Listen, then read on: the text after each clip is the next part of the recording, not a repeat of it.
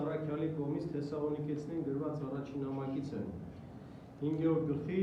12-րդ համարից Եղբայրներ, աղաչում ենք ձեզ, որ ճանաչեք եւ գնահատեք ձեր վաստակավորներին, Տիրոջ կողմից ձեր վրա նշանակված վերակացուներին, ինչպես նաեւ ձեզ խրատողներին, եւ առավելագույն սիրո արժանի համարեցեք նրանց իրենց աշխատանքների համար։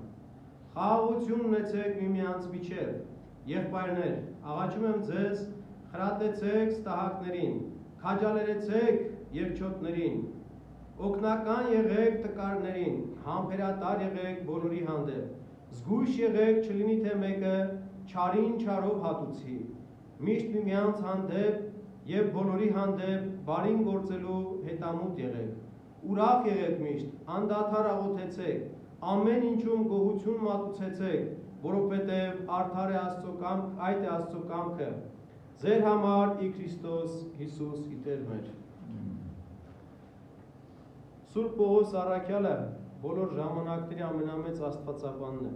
Նա ով Քրիստոսին իր երկրավոր կյանքի ընթացքում չի աշակերտել եւ ոչ մի օր եւ դարձի եկավ Քրիստոսին Դամասկոսի ճանապարհին, երբ որ հանդիպեց, երբ որ գնում էր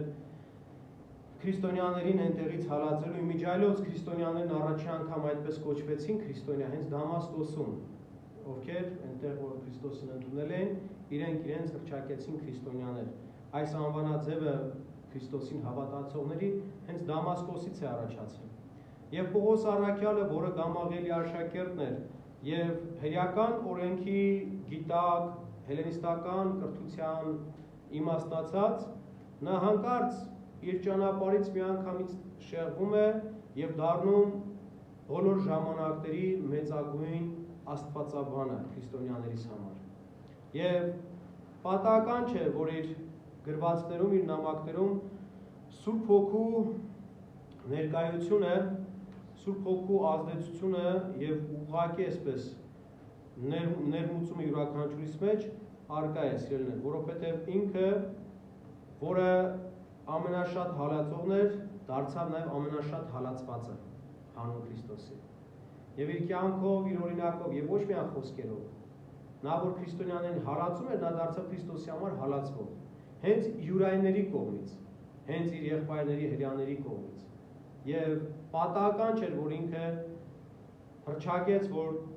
կայսեր դատն է ուզում, որպեսզի հասնի հռոմել, այնտեղ էլ քարոզի Աստծո արքայության ավետարանը։ Ուրեմն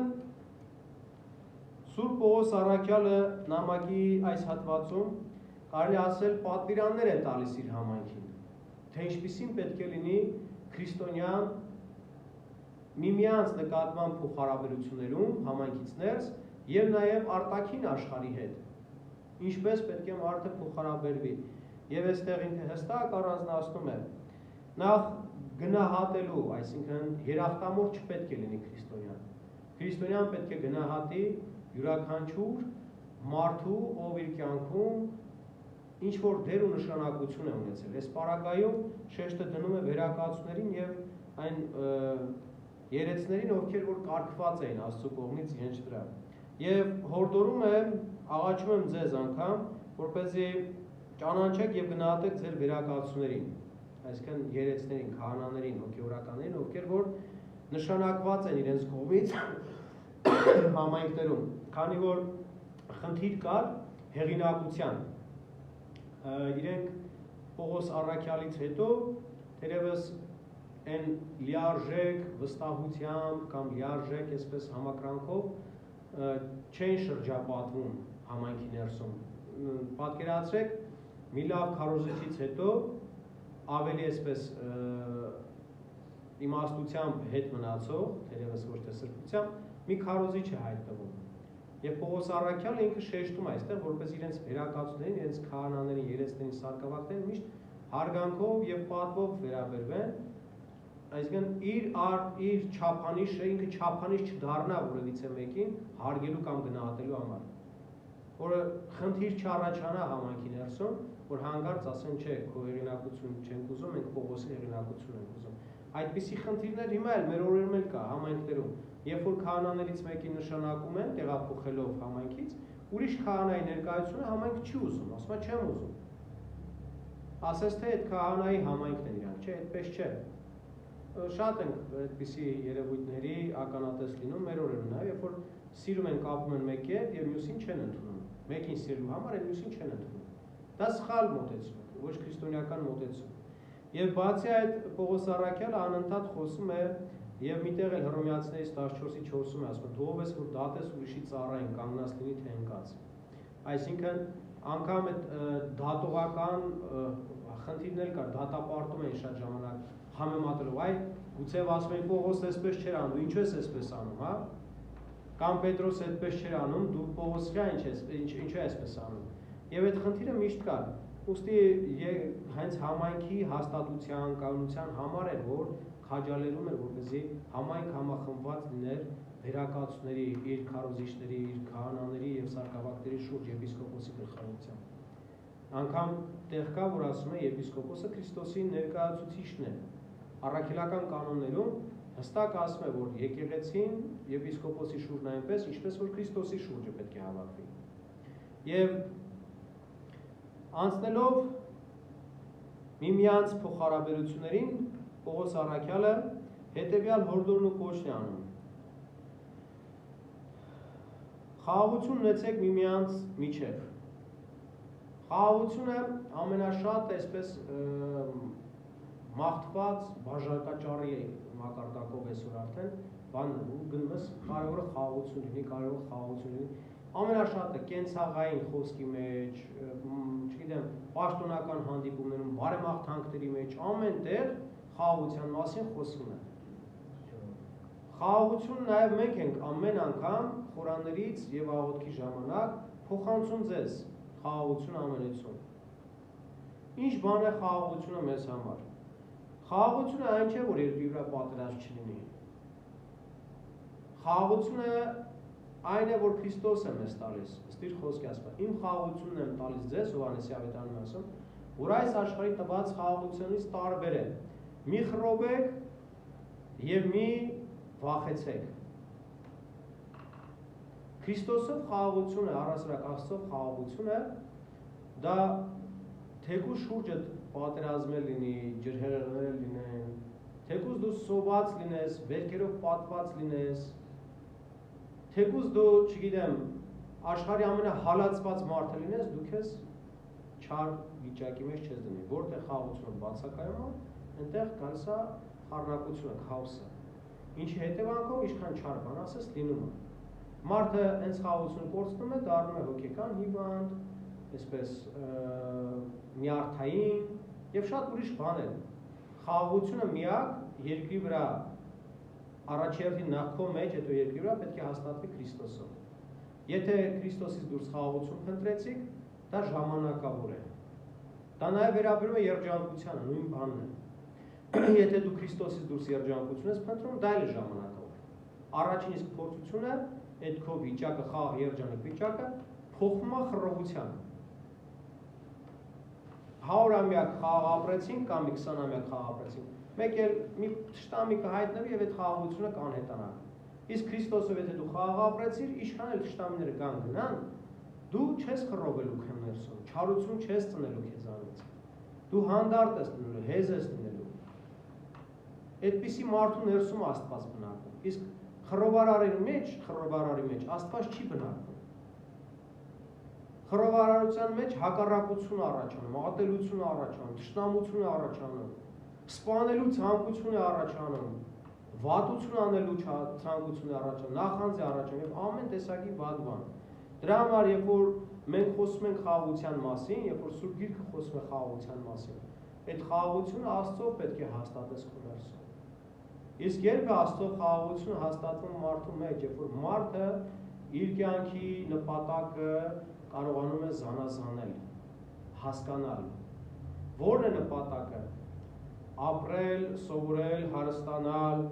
աշխատանք ունենալ, հարգված լինել եւ տեսակ բաները, թե այս կյանքում ապրել այնպես, Աստծո կամքին համաձայն եւ հնազանդ, որ հավիտենական կյանքին արժանանաս։ Երբ որ դու այս բաները տարբերես, դրանք ինչ որ սկզբում շեշտեցի, դրանք չպետք է խանգարեն քո հավիտենական կյանքի ձգտմանը։ Նրանք պետք է օգնեն։ Եթե խանգարում են, ուրեմն դրանից պետք է հրաժարվես։ Կյանքիդ մոտիվացիան նպատակը պետք է լինի քո փրկությունը, հավիտենական կյանքը։ Եթե չունես հավիտենական կյանքի այդ ձգտումը, այս կյանքում ինչ էլ ունենաս, դու խաղաղ չես լինելու։ Եվ ոչ մի բան, ոչ մի պարագայում քեզ չի գոհացնելու, չի լցնելու քեզ։ Դու քեզ միշտ դատարկ ես զգալու ու խռոված ես լինելու, անհանգիստ ես լինելու։ Ինչու ենք զարմանում ագահ մարդկանց վրա, ասում ենք, տես սա ամեն ինչ ունի, բայց ուզում է հարստանալ։ Ինչու է մարդը այդպես ուզում։ Որովհետև ինքը իր երջանկությունը եւ իր խաղաղ ապրելու հնարավորությունը պայմանավորում է նյութական աշխարհով։ Եվ երբ որ մի բան պակասում է կյանքից, նյութական աշխարհից, ինքն ասում, այս սա ունենամ, ես ինձ երջանիկ կզգամ կամ խաղաղ կլինեմ։ Պարզ բան կենց այլ, վարկ չունենամ, Տեր ջան, պարքերս փակեմ, ինձ ուրիշ բան պետք չի, հանգիստ կապրեմ, պրծավետի, ավտոն առնեմ, գործի մեջ մտնեմ, փառք Աստծո, լավ կապրեմ, էդ էլ անցավ, էդ էլ ունեցավ, հետո գալիս է ուրիշ ու այդպես շատ բան է։ Չի ասում, եթե Աստված ես իմ կյանքի մեջ ունենա, իմ շուրջը ինչ էլ տեղ ունենա, իմ կյանքում ինչ էլ տեղ ունենա, ես ինձ երջանիկ կհամարեմ, ես ինձ խաղաղ կզգամ, ես լավ կապրեմ։ Թեկուզ այս դժոխային տառապանքներով լի կյանքի մեջ, ես ինձ դրախտում կզգամ։ Եթե ես իմ մեջ Աստծով լցնեմ, եթե իմ ներսում Աստված բնակեցնեմ։ Եթե չեմ արել դա, ինչ էլ անեմ, ժամանակավոր է, հարափոփոխ է։ Շուտ մեկը մյուսին այսպես փոխարինող երևույթներ են։ Խաղաղությունը շատ կարևոր բան է եւ քո համար կյանքդ ճիշտ ապրելու եւ նաեւ ուրիշների հետ փոխհարաբերվելու համար։ Աղաչում եմ ձեզ, խրատեցեք ստահակներին, քաջալերեցեք երջոտներին, օգնական եղեք տկարներին, համբերող եղեք բոլորի հանդեպ։ Զգույշ եղեք չլինի թե մեկը չարով հատուցի մեկին։ Միշտ միմյանց հանդեպ եւ բոլորի հանդեպ բարին գործելու հետամուտ եղեք։ Կհարգի կհարգեմ, կսիրի կսիրեմ, կբարևի կբարևեմ։ Ռուսական խոսքը Какой привет, такой ответ։ Չեք զգում այդ ամեն ինչը հակառակա Սուրբ գրքի այս բանաձևումին։ Այսինքն մի տեսակ առևտրի պես բան է դառնում։ Ինձ կսիրի, ես իրան կսիրեմ, ինձ կհարգի, ես իրան կհարգեմ։ Չէ, Քրիստոս մեզ սովորացնում է, չարին չարով չպիտի պատասխանես, եւ Պողոս առաքյալը երկրորդում է Քրիստոսի խոսքերը։ Չլինի չարով չարին պատասխանեք։ Եթե դուք ուզում եք, որպեսզի բարությունը շատանա, չարին չարով չեք կարող պատասխանել, այլ չարին բարությամբ պիտի պատասխանեք։ Այլապես, եթե չարին չարով պատասխանես, հավասար է, որ կրակի վրա փայտ ես դնում։ Այդ կրակը չի մարելու, միշտ որ բանանալու։ Իսկ եթե դու չարին բարությամբ արձանագրան քեզ ու պատասխանես, կրակը ինչքան էլ ոսկլտացող լինի, երբ որ մեջը այլևս այրվելու նյութ չունենա, ինքը հանգչելու է։ Ինքը մարելու է։ Եվ համայնքի կյանքում, համայնքից ներս, որևիցե խնդիր, որևիցե պրոբլեմ, որևիցե Աստված տանող ճանապարհին խոչընդոտ, հաղթահարելի է հենց այս սկզբունքներին հետևելով։ Այս ինչու են առաջի քրիստոնեական համայնքները այդքան մեկտեղված, միասին, միախորհուրդ, հա, գործառաքելոցի սկզբում է ասվում։ Բոլորի ունեցվածքը բոլորին էր։ Այդպիսի մոդել սոցիալիզմն էր ուզում ձևավորել, որը որ իրականում շատ լավ բան է սոցիալիզմը, բայց երբ որ դու սոցիալիզմի մեջից հանում ես Աստծուն տեղը դնում ես մարդուն, շատ վատ բան է դառնում։ Էլի տեսեք, սոցիալիստական մտածող մարդը, սոցիալիստական կրթություն ստացած մարդը, իրենց բարոյագիտությունը բանը, որ առանձին վերցնում է, շատ լավ բան է։ Ամբողջությամբ տասնաբանյանից է բխում։ Հա? Բայց այնտեղ չկա Աստված, այնտեղ կային սոցիալիստական գաղափարախոսության ջատագովները։ Այնտեղ Մարքսն էր, Էնգելսն էր, հա, Ստալին, Լենին եւ Դերժինսկի եւ տեսակ շատ ուրիշներ, ովքեր որ ստեղծում էին սոցիալիստական երկրների համար գաղափարախոսությունները։ Եվ տեսանք թե վերջում ինչ եղավ։ Խորհրդային տարիներն ապրող մարդը երբ որ ասել կգա ժամանակ որ այս ամեն ինչը չի լինի, խորհրդային դաստիարակությամբ ապրող մարդու։ Ինքը գուցե քո հետ կռվեր, վիճեր։ Ինչ ես ասում։ Ոնց կարող պատահի այդպիսի բան չլինի, խորհրդային երկիրը չլինի։ Բայց այսօր չկա, խորհրդային երկիրը չկա։ Պարտվեց սառը պատերազմում Ամերիկային, Արևմուտքին։ Եթե ինքը մոդելը շատ լավ բան է, եթե տեղից չհանեին ասում, թողնեին ասում, ես վստահ եմ, որ այսօր էլ եւ հետո էլ պիտի շարունակեր այդ գեղեցիկ, այդ բարի ընթացքը իր։ Միայն թե էլ եմ ասում, պետք է ասում թողնել իր տեղում, չպետք է ասում հանել այնտեղից։ Հենց դա է խնդիրը։ Մարդը ասում է, ես աթեիստ եմ, Աստծուն չեմ հավատում,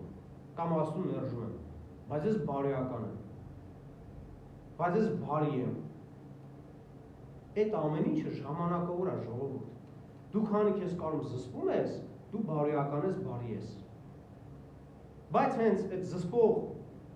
կապանքներից դու արձակվում ես, քեզ հետևող աչք չի լինում։ Դու դառնում ես ամենադաժան ու ամենաբարոյականը։ Չէ, խորհրդային մարդը ոնց էր անում։ Գողությունը այնտեղից սկսվեց, սուտ երթումն այնտեղից սկսվեց։ Տղամարդը եթե խոսք էր ասում, իր խոսքը անփոփոխ պետք է լիներ։ Այոն այո էր, ոչ էր, ոչ էր։ Դա քրիստոնյա տղամարդու սկզբունքն է։ Այսօր դուրս են գալիս փողոց, հազար ներողություն, հորս արև, մորս արև։ Առաջ երկրորդ բառը սա է երիտասարդների։ Աղջիկ թե տղա, կապ չունի։ Ուղղակի գարշելի է այդ ամեն ինչը։ Մարդ իր խոսքը վստահելի դարձնելու համար երթվում է, չգիտես, ինչերով։ Ու կապ չունի խոսքը կարևոր է, թե կարևոր չի։ Հենց դա է խնդիրը, որ խորհրդայնացումը մեզ կտրեց Աստծուց, փորձեց առանց Աստծո փրկել մարդուն կամ այդպես փրկության ինչ-որ պատրանք ստեղծել, իմիտացիա ստեղծել, որը որ ավելի վատներ, քան հեթանոսություն, ես այդպես եմ կարծում։ Ուրեմն, սիրելի հավատացյալներ, այս ամեն ինչը ասելուց հետո բարին գործելու հետամուտ եղեք եւ այս վերը նշված պարագաները հանգամանքները ասելուց հետո կարևոր մի պատգամ է տալիս Սուրբ Պողոս առաքյալը, որը այսպես հրաշալի պատասխան է բոլոր նրանց, ովքեր որ կարծում են, որ քրիստոնյաները այսպես տխուր մարդիկ են։ Ուրախ եղեք միշտ։ Ինչու ասում ուրախ եղեք միշտ։ Ով ունի հարության հավատքը, նա տխուր լինելու իրավունք չունի։ Եթե դու հարության հավատք ունես, եթե հարության Քրիստոսը քո Տերն է, դու տխրելու ինչ առիթ ունես, թեկուզ հիվանդ ես, թեկուզ տկար ես, թեկուզ չգիտեմ, մի ոտքդ չկա կամ երկու ձեռքդ չկա, ինչ տխրելու առիթ ունես։ Անգամ եթե թեկուզ քո հարազատը թողել ես աշխարհը, եթե դու հարության հավատք ունես, ինչ տխրության մաս տխրես։ Եթե դու հարության խոստում ունես ու հավատում ես այդ խոստումին, հետևաբար տխուր լինելու իրավունք չունես։ Հետևաբար, սիրելիներ, տխրելու միակ առիթը քրիստոնյայի ապաշխարության, իր անձնական մեղքերի, գիտակցության ցավը պետք է լինի, ցավից պետք է լինի։ Ես կտխրեմ այն ժամանակ, երբ որ ես իմ մեղքերը ճանաչեմ եւ հասկանամ։ Եվ այդ տխրությունը ոչ թե պետք է քեզ տանի հուսահատության, այլ պետք է բերի քեզ ուրախության։ Չէ՞։ Կրանաս, որ հետո մեջքդ կարողանաս լավ շփվել։ Այդ տխրությունը դա պետք է լինի։ Իսկեն դու խոնարհվես այդ տխրությամբ քո մեղքերի ծանրությունը գիտակցելով եւ հետո Աստծով թութափես եւ ուրախանաս ինձ հարության հավատք։ Անդադար աղոթք արեք։ Միտեղ էլ ասում է մեր Տեր Հիսուս Քրիստոսը շատախոս մի եղեք աղոթքի մեջ։ Շատերի մոտ այս հատվածը երբեմն անդադար աղոթքի եւ կարճ աղոթքի այսպես հակասություն է առաջացնում։ Եվ մարդիկ ասում ոնց է պատահում, միտեղ Փարիսեցու եւ Մաքսավորի առակի մեջ ասում որ պետք չի շատախոս լինել աղոթի մեջ, միտեղ էլ ասում անդադար աղոթք։ Աղոթել չի նշանակում շաղակրատել։ հայրենից լավ է, շահագրատելը գիտեք, զազրախոսություն։ Անիմաստ խոսքերն են դրանք։ Անիմաստ անբովանդակ աղոթքներն են դրանք, որոնցով որ դու Աստծուն ոչ թե մեծարում կամ փառաբանում ես, այլ երբեմն աղոթքների մեջ անզգուշությամբ Աստծուն անարգում ես։ Հիմա պատկերացրեք, կենցաղային օրինակ բերեմ, հա, գնաք երկրի նախագահի մոտ կամ վարչապետի մոտ եւ իրեն ասեք, պարոն վարչապետ, չգիտեմ, ատամս ցավում է, հա, կհեռացնես կամ եղունգներս երկարելա կկտրես, պետք է խնդրանքդ հասցեական լինի։ Հստակ իմանաս ումից ինչ ես խնդրում, ով քեզ ինչ կարող տա, դրանց այդ պետք է խնդրես։ Հաց թուխից հաց պետք է ուզես, ձկնորսից ձուկ պետք է ուզես, հավից հավքիթ պետք է պահանջես, կարաս կովից հավքիթ պահանջես։ Հասցեական եւ պետք է տեղին լինի խնդրանքը։ Աստծուց էլ իր արքայությունը պիտի խնդրես, անդադար պիտի խնդրես իր արքայությունը։ Մնացած ավելիով Տեր Աստված ասում է, տվել եմ ձեզ արդեն։ Երբ որ դու արքայության պակասը զգաս, գիտակցություն ունենաս, որ դու ամեն ինչ ունես ու միայն արքայությունն է պակասում, ու արքայություն խնդրես, այն մնացածն արդեն քեզ համար ավելին է։ Գրիգոր Լուսավորիչ 13 տարի խոր վիրապի մեջ աղող հաց եւ ջուր էր ուտում։ Եվ երբեք չտրտնջաց։ Թունավոր օծերը ոչ կծեցին, իրեն խայթեցին, ոչ էլ զեղունները, կարիճները եւ մնացած միջատները։ Այլ ամեն օր հրեշտակի ներկայությամբ ուրախության մեջ էր։ Սա է ուրախության, այսինքն իրական պատկերացումը մեր։ Աստծո ներկայությամբ անընդհատ հրազվարճ ուրախությունը։ Քո կյանքը, քո ներսը եթե դու լցրես Աստծո, դու տխրելու առիթ չպետք է ունենաս։ Եվ ուրախության պատճառը մեր բոլորիս հարության հավատքը պետք է լինի։ Հարության հավատք եթե չեղավ, ոչ փորձություն, ոչ հիվանդություն, ոչ դժվար, ոչ հիվանդ հաղթարելի չի մեզ համար։ Եթե դու հարության հավատքը չունեցար, քո մորթը, քո մաշկը, քո մարմինը քո համար ամենաթանկն է լինելու։ Ամենից թանկը։ Հանուն դրա դու պատրաստ կլինես անգամ հարազատ հորն ու մորը տելուր առած, կնոջ դու երեխեքի տելուր առած։ Եթե դու չունես հարության հավատքը, ամենաթանկ բանը քո անձն է լինում, քո երիտասարդությունը, հա, որ դրա մեջ այսօր շատերը ինչ ասես անում են։ Մի անգամ եմ 20 տարեկան լինում կամ մի անգամ եմ երիտասարդ, հետո գալացեությունը, հետո չգիտեմ, հա, կամ մի կյանք ես ապրում, կեր խմի քեֆ արա։ Հիմար մարդու հատողություններ է ժողովուրդ ջան։ Եթե մի կյանք ես դու ապրում, դու հավասար է որ չես ապրում։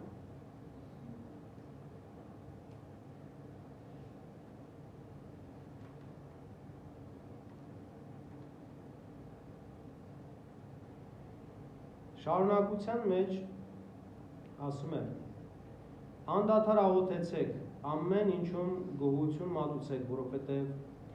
այդ է Աստծո կամքը ձեզ համար ի Քրիստոս Հիսուս։ Ինչ էլ որ լինի քո կյանքում, դու պետք է փառքես Աստծուն։ Եթե դու Աստծո կամքով ապրող մարդ ես, Աստծո խոսքին հետևող մարդ ես, եւ դժվարությունները եւ ուրախությունները եւ դժբախտությունները քեզ միևնույնը պետք է լինեն։ Միշտ պետք է փառքես Աստծուն ամեն ինչով, եւ ունեցածդ համար, եւ չունեցածդ համար, որտեղ չունենալը երբեմն ունենալուց ավելի լավ է։ Բաներ կան, չէ՞։ Եվ միշտ պետք է զգույշ լինես, որ այդ գայթակղության մեջ չլինես, ունենալու դեպքում եւ չունենալու դեպքում չընկնես ծայրահեղության մեջ, որտեղ ունենալու դեպքում մարդիկ շատ ցոք ու շվայտ կյանք են իրենց տալիս, մոռանում են Աստծո գոհությունը, եւ չունենալու դեպքում էլ հուսահատությունից կամ չարությունից, ունենալու ցանկությունից մոռանում են Աստծուն, ուրանում են ասում, եթե Աստված կա, ինչի պետք է այսպես լիներ, եւ էլի ուրանում են Տիրոջը։ Երկուսի պարագայում էլ պետք է սառնասիրտ լինես եւ ունենալու եւ չունենալու։ Մի պատմություն կա, ճիշտ է, գուցե թերևս ձեզանց շատերն էլ իմանաք այդ պատմությունը։ Վանքում մի վանական, որը այդպես շատ սիրված է լինում մարդկանց կողմից, ուխտավորների կողմից, եւ դա պատճառ է լինում, որ ինքը մեծամտանա, հպարտանա եւ դա նկատում է վանահայրը, այսպես կողքից դիտող աչքով եւ հրավիրում է իր մոտ մի օր ասում է գնա գերեզմաներ եւ առաջին իսկ պատահած թաղման թափուրը կանգնեցրու ընջեցյալի մասին գովեստի խոսքեր ասա։ Սա բանավոր օրհնություն չեն կարող անտեսել եւ այդպես էլ անում են։ Գնում է առաջի պատահած թաղման թափուրը մի այսպես անպատիվ մարդու թափուր է լինում թաղման։ Շատ չհարգված, սիրված մարդ իր մեղքերով, իր կյանքի այսպես վատ ընթացքով, աչքի չունելով մի քանի հոգով թափուրը տանում են ինքավոր հողի հանձնեն դին եւ կանգնացնում նրանց ու ասում դուք չգիտեք ու հարկավոր աշխարհը լավ մարդ է մահացել, սուրբ է եւ այլն, մտածում են թե ծաղրում իրենց, ծեծում են վանականին։ Վանականը վերադառնում է վանք, այս անգամ վանահայրն ասում է դեմա գնամ իմ քերզմանի ճանապարհի սպասի, առաջին իսկ թաղման թափուրը որ կհանդիպի քեզ, անարգանքի խոսքեր ասա։ Ընջեցյալի հասցին։ Եվ նույնն է անում, գնում է այս անգամ էլ մի պատվավոր մարդու թաղում է։ Կանգնացնում է, ասում է դուք այսպես պատվի եք արժանացնության, բայց դուք չգիտեք սանրել։ Ու սկսում է իր, այսպես ասած, անարգալից վերաբերմունքը հանրությալի հասցին եւ էլի ծեծում են։ Վերադառնում է վանք, ուզում է հասկանալ պատճառը, որն է իր ծեծեի զրկանքների տանն ինչի։ Եվ վանահայրը հարցնում է, ասում է արդեն այսպես կապտուկներով, քրված կեսներով, բանով, ասում է որն է պատճառը, լավ հայր ես գործությունը կատարեցի, բայց դու ինձ ասա ինչ պիտի սովորեի ես սրանից։ Ասում է, երբ որ առաջինին գովեցիր, կապ չունի ծեծես կեր եւ այլ, հանգուցյալը ինչ արձագանքեց։ Ասում է ոչինչ։ Ասում է իսկ երբ որ երկրորդին պարսավեցիր, էլի կապ չունի որ ծեծեցին քեզ դրա համար։ Կոնկրետ հանգուցյալը ում հասցեին որ այդ խոսքերն ասում են, ինչ արձագանքեց, ասում է ոչինչ։ Ասում է եւ գովեստի եւ պարսավանքի ժամանակ պետք է լինես հանգուցյալի պես։ Եվ ուրախության եւ տխրության ժամանակ դու պետք է լինես հանգուցյալի պես։ Այսինքն այս իմաստով դու չպետք է չափդ անցնես, մեծամտանաս, այսպես այն աստիճան, որ Աստծո ներկայությունը քո կյանքում քո գործերով մերժես։ Այլ պետք է հասկանաս, գիտակցես, որ ամեն ինչի տվողն Աստված է եւ ամեն ինչ կարող Աստված առնի քեզանից, չուրախանաս կարծելով թե դա քո վաստակն է, չուրախանաս կարծելով թե դա քո ազնիվ աշխատանքի, այսպես իրավունքն է, բարձն է, այլ Աստծո ողորմության արդյունքն է։ Երբ որ դու դա գիտակցես, դու մեռելի պես կլինես։ Այսինքն անարձագանք կթողես այդ երևույթները քո կյանքում։ Եվ շարունակությունն էլ կարդանք, չնայած նախատեսված չի ընթերցվածքի մեջ, բայց ամբողջացնելու համար պետք է։